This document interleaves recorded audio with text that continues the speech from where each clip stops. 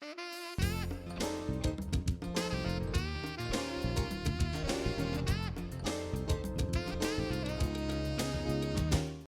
and welcome to another edition of For the Record. I'm Sean Murphy. The fine folks from the Brain Injury Association of Rhode Island have joined us today. And in the first segment, it's the Executive Director, Deborah Sharp. Welcome to the show. Thank you. First time on the show. Happy to be here, yes. Brain Injury Association of Rhode Island, for those that may not be familiar with it, kind of a synopsis. We are a chartered affiliate of the Brain Injury Association of America and founded in 1983 by a group of families who had experienced or been affected by brain injuries and wanted to bring some programs and services, primarily prevention and education, to the public. You know, whenever I hear the expression of the term brain injury, it turns out that it's a very, it's a broad term that can, a lot can fit under that umbrella. So, Yes. How do you disseminate like what everything specifically is? When someone says brain injury, it could almost mean so many things, right? It does, indeed. There's acquired brain injury, there's traumatic brain injury, there's brain injuries from concussions. Most people don't think of concussions as being a brain injury, but they are. There's a lot of attention now with that in terms of sports. Yeah, very much so. Particularly young athletes, and the new guidelines from the Interscholastic League dealing with how to deal with concussions and what happens after a concussion. How did it come you know, in sports, it really has taken over sort of the forefront, even in professional sports, but, you know, locally, the young kids and sports too, as far as concussions. But what made it all of a sudden get so much close scrutiny and attention? Well, personally, I think it was probably the NFL. Yeah. You know, football injuries and being sued by former players who are now suffering from the repercussions or consequences of having brain injury. It's a real thing. It's a real thing. It's it's very real. And, yes. and for those guys, you know, the beatings that they took and what their life is like after their career is over. Exactly. And while they were playing, it really wasn't acknowledged. Right. You know, you could just go back in. You Right. know? Oh, and many times that's exactly what happened. Coaches would say, you know, suck it up and get back in there. Right. It's sort of a walk it off mentality, but now Right. it's the complete opposite. You know, it's really, people are certainly taking it more serious. Sure. And And realizing that helmets don't offer all the protection that you need. but not just concussions. Talk about some other aspects of brain injuries too. That's like one of the big ones that everyone's aware of. But there are plenty that people that aren't as, they may not be as familiar with. Mm-hmm. Well, certainly traumatic brain injury, the result of an accident, a motor vehicle accident, falling off a bicycle, falling down a flight of stairs or off a ladder. Falls, as it turns out, is probably the prevailing cause for brain injury, particularly in the elderly. Now, when you get like sort of that you know, really the slamming of the head, the situation is really the brain sort of swells, doesn't it? And depending Well, on the it can, situation. but you don't have to have a direct impact on the head to suffer a brain injury. And in many cases, that's what a concussion is. It's the front of the brain hitting the skull, which is very hard, and the brain being soft tissue and that bouncing, if you want to call it that, And you off probably, the back or the front of your head. you know, when you talk about young people, and getting back to concussions for a second, you see a lot more of parents now being, you know, giving it a lot more thought whether they want to even allow their kids to play sports, but really football mostly because of the impact and the contact that you take. And do you think it's the right move or wise of them, at the very least, to sort of, I think the smart thing is to do a lot more research on it before they just systematically go, yeah, go ahead, play. You know? Yeah, I think so too. I think paying attention to the guidelines, paying attention to what the coach is doing, and it's not just football, but soccer, headers. Yeah. You know, there's a lot of talk about that, particularly children under 12, and certainly hockey. That's a very almost violent. Oh yeah, thing, yeah, checking I into the would say. boards. It's Right. not really a lot You of. hit the walls, you hit other players. Yeah. Yeah. Yeah, and I know they're wearing pads and helmets too, but you know, why would you know, want to allow your head to hit the ice or the? I mean, there's really not a lot of sports that don't involve contact. That of some physical kind, contact, right. exactly. I mean, but you can get an injury just being in the gym or just Sure. everyday life Sure. doing something. Gymnastics, you Sure. fall off a balance beam or ice skating. Yeah, sure. So as we talked about before, brain injury covers a vast array of what things can happen. So I would imagine the recovery aspect of getting over a brain injury vastly differs depending on what the injury is and what's going on with that individual, right? Yes, Sean, and not just the injury. Every brain injury is individual, and people respond differently to treatment and rehab. It takes some people longer. It just depends on the person and what sort of injury it was and how they choose to move forward. I think rehabilitation is the most important for somebody who's had a brain injury. And what does that consist of? Well, it depends on what the injury is and what they need help with, you know, in terms of whether it's a language piece or balance and mobility.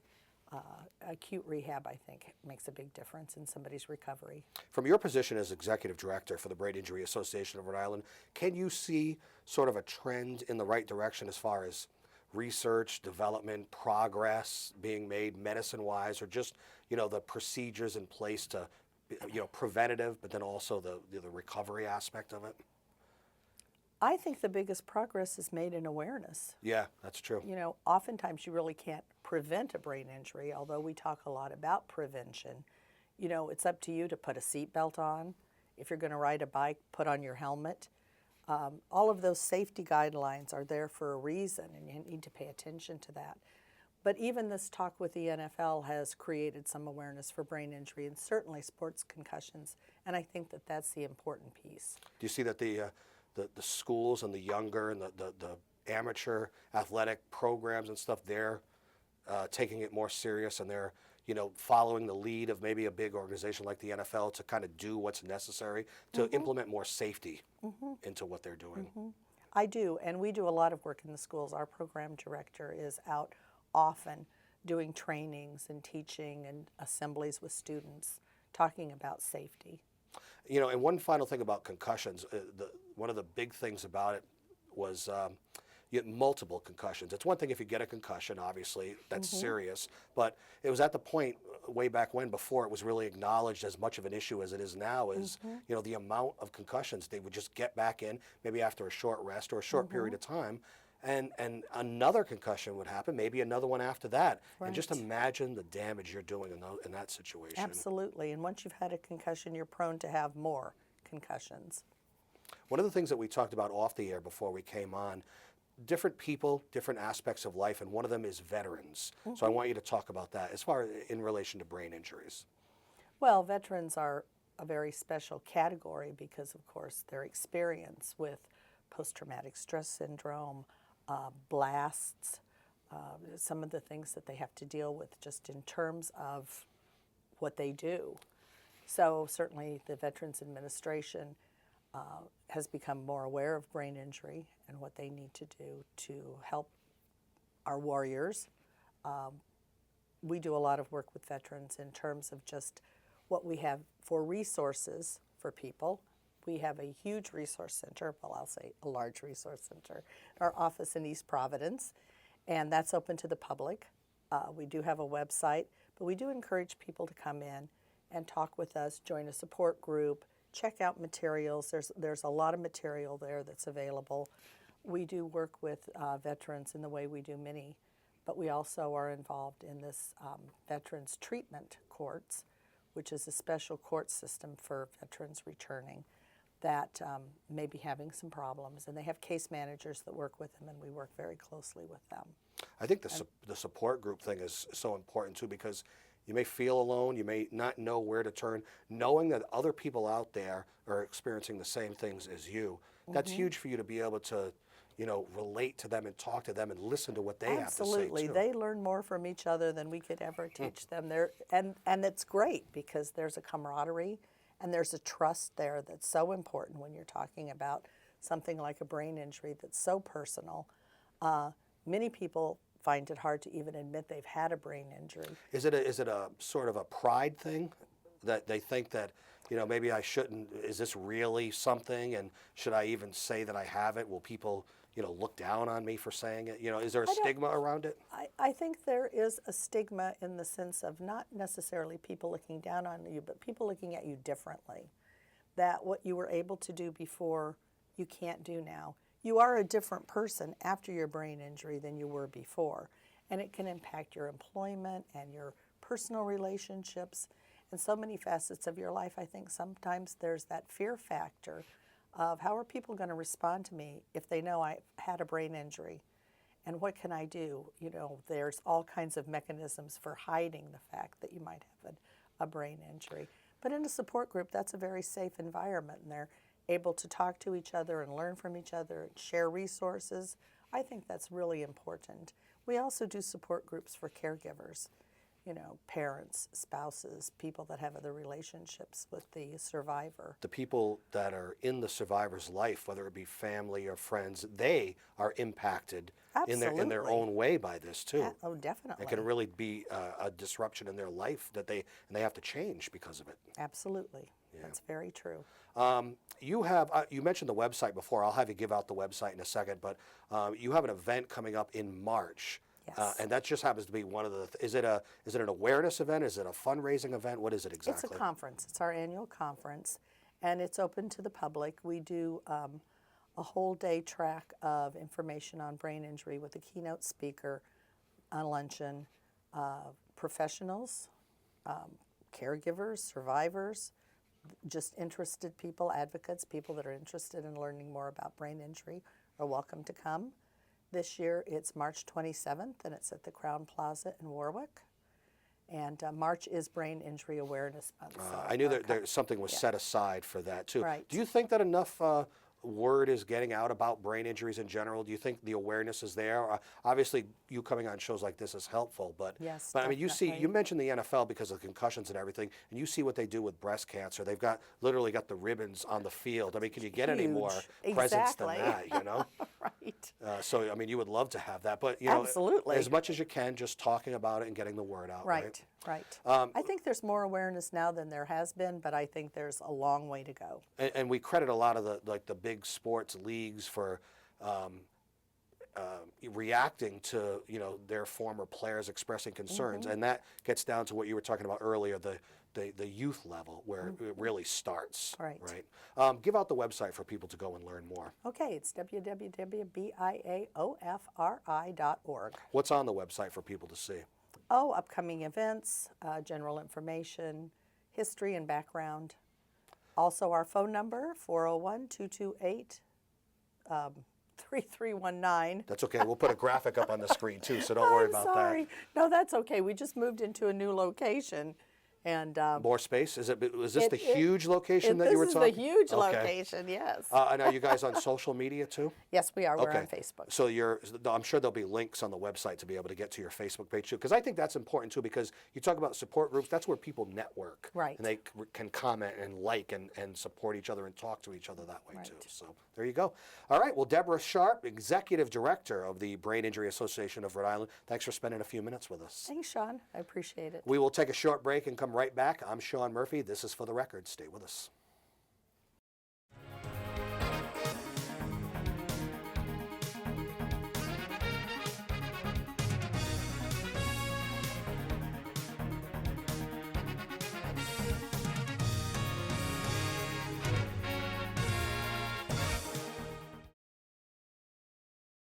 Welcome back to For the Record. I'm Sean Murphy. We're talking about brain injuries today. We have the Brain Injury Association of Rhode Island on, and we have a survivor of a brain injury on now. Richard Muto has joined us. Your first time on the show, too. Welcome to the show. Thank you for asking us. It's important. You know, we talked about brain injury, and we learned a lot about things like concussions and stuff like that, but to have a survivor on is important.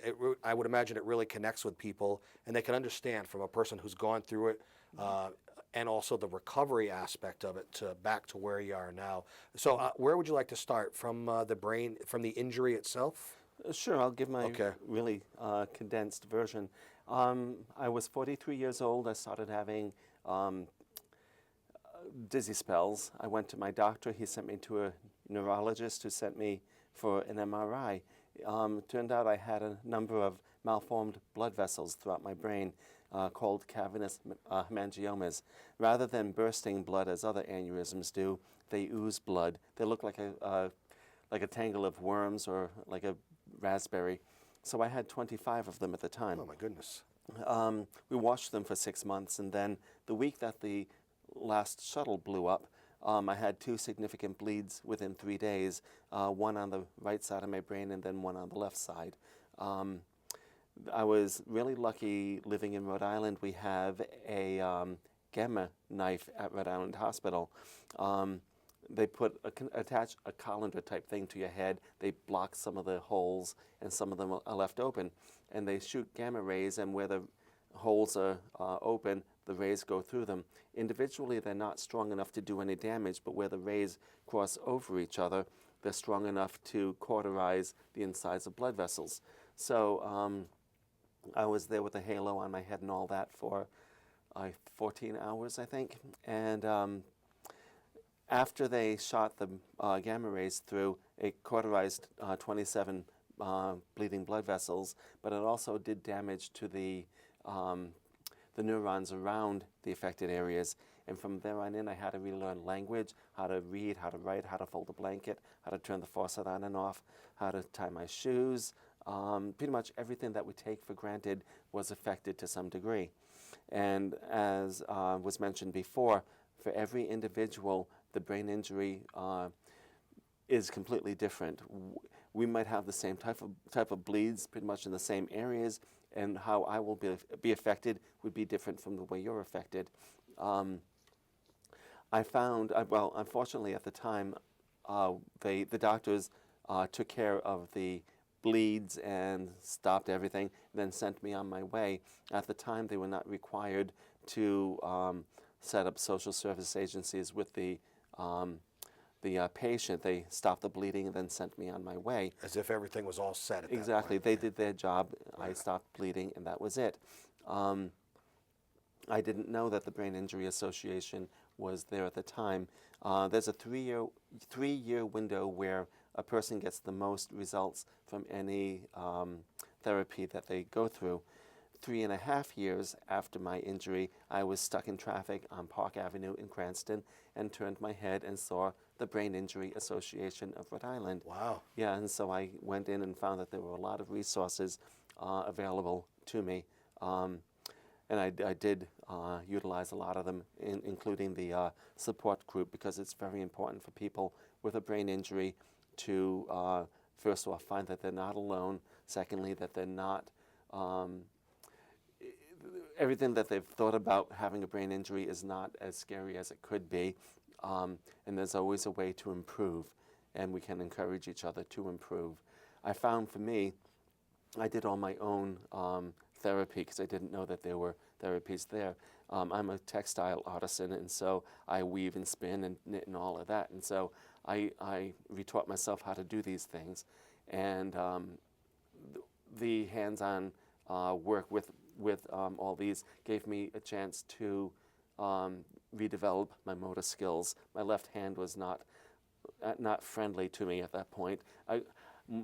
One symptom of my brain injury was I was never aware of where my left arm and hand were. They were an alien hand and arm.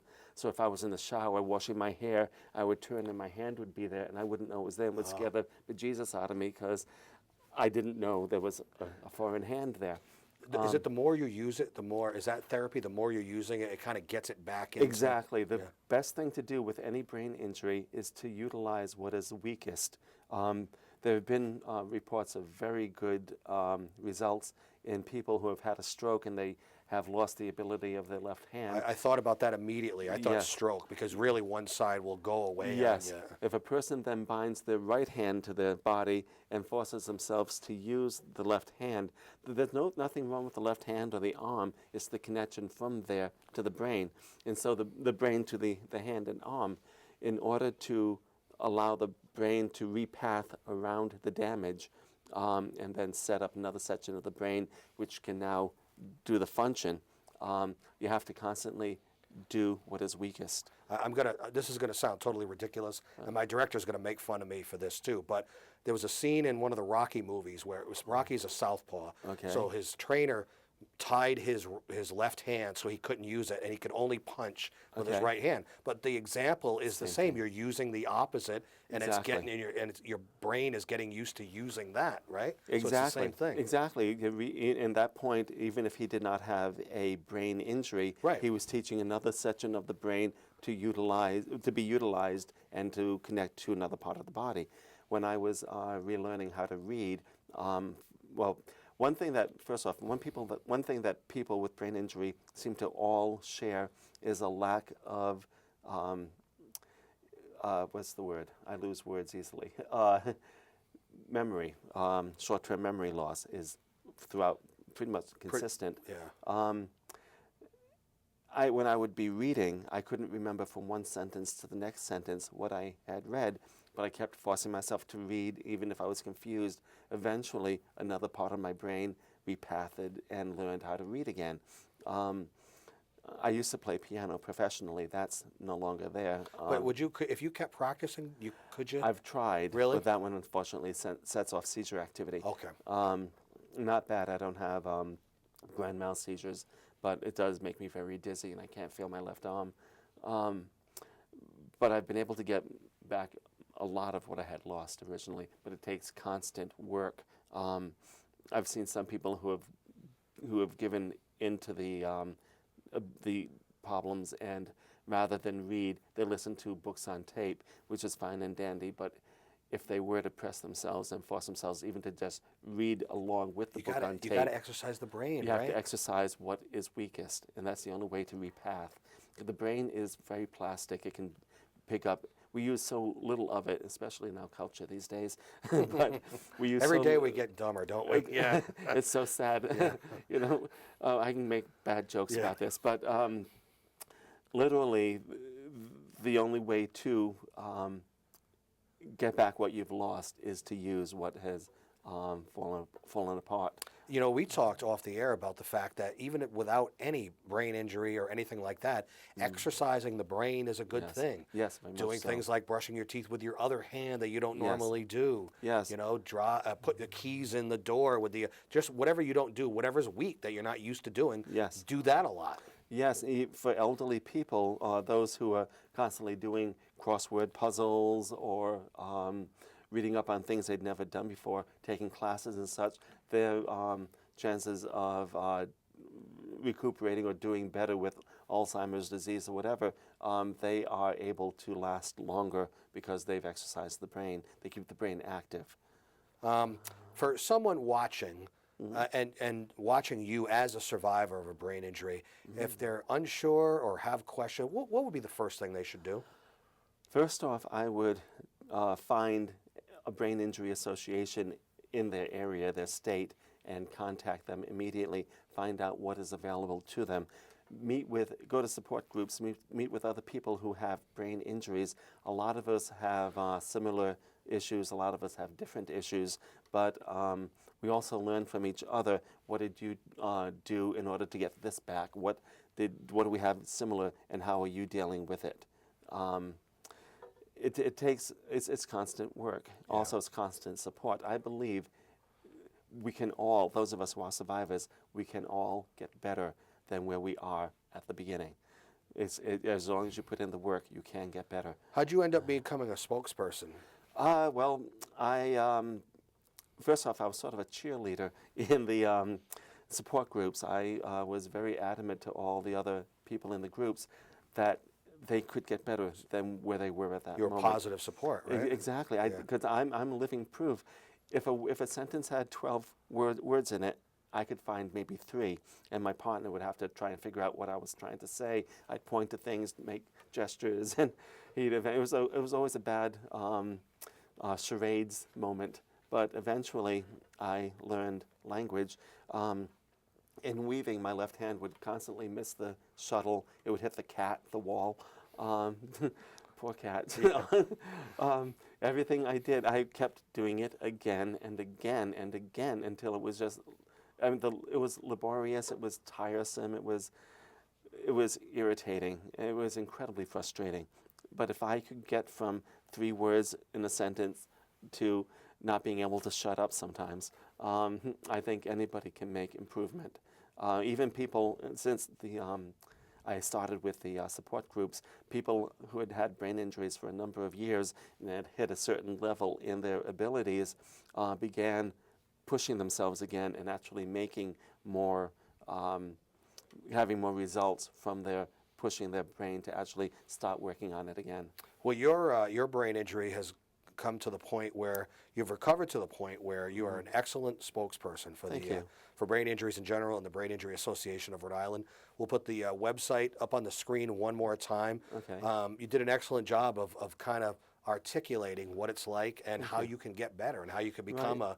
a regular, productive member of society again too. There are also other things I would like people to be aware of. Brain injury being so individualistic, there's also no rhyme or reason to what we go through on a daily basis. What I might be able to do today, I might not be able to do again for another 3 weeks, and then again it's back again, and there's never consistency to our level of being able to perform on a consistent level. And I think for me, awareness of that is very important. One thing to know is our intellect never changes. My IQ is 145. It was the same back then. I tested as ingenious level at problem solving, except sometimes I can't figure out how to get the top of a screw-on bottle to Those are line tough up. sometimes. Yeah, exactly. You know what? I got to let you go Okay. because we are out of time. But Okay. it's a great way to wrap up the show. Okay. Richard Muto, thanks for spending some time with us today. Thank you. All right, and that is our show for today. You can see this and many others on our YouTube sites. I'm Sean Murphy. This is For the Record. We will see you next time. Take care.